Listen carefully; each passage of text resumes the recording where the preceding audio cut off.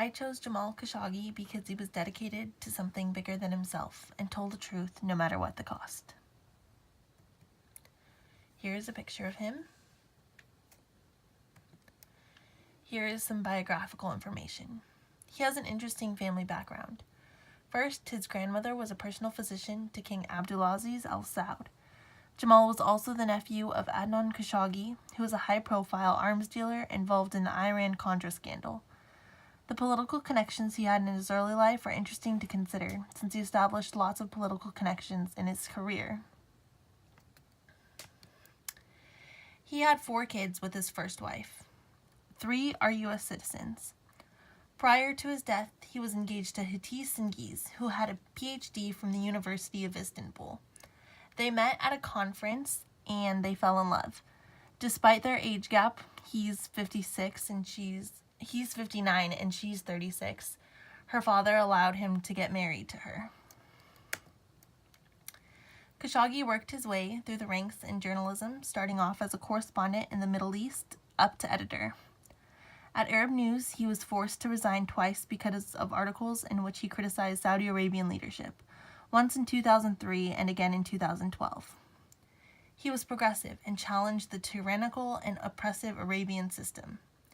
He was never hesitant to criticize and was always ready for controversy because he believed in freedom of speech for all citizens. He was also vocal about his opposition to the war in Yemen. In one of his articles, he talked about how he wanted to go back to pre-1979 Wahhab times because he believed women and men should have equal rights. These views pitted him against the state of Arabia. While he was in the Saudi Arabian consulate getting a copy of his divorce papers, he was murdered. Why and by who was a mystery, but many people believed it was MBS, the initials of the Crown Prince. There were reports that he was strangled and then dismembered. People were outraged. The Saudi Arabian government's explanation was that he was in a brawl. Stephen Cook from the Council on Foreign Relations quotes, "They would have been better off saying Colonel Mustard did it in the library with a candlestick. Turkey demands the truth comes out." The U.S., represented by Trump, was hesitant to take action against Saudi Arabia because of the U.S. and Saudi Arabia's relations. Khashoggi's fiancée responded by saying the Trump administration is devoid of moral foundation.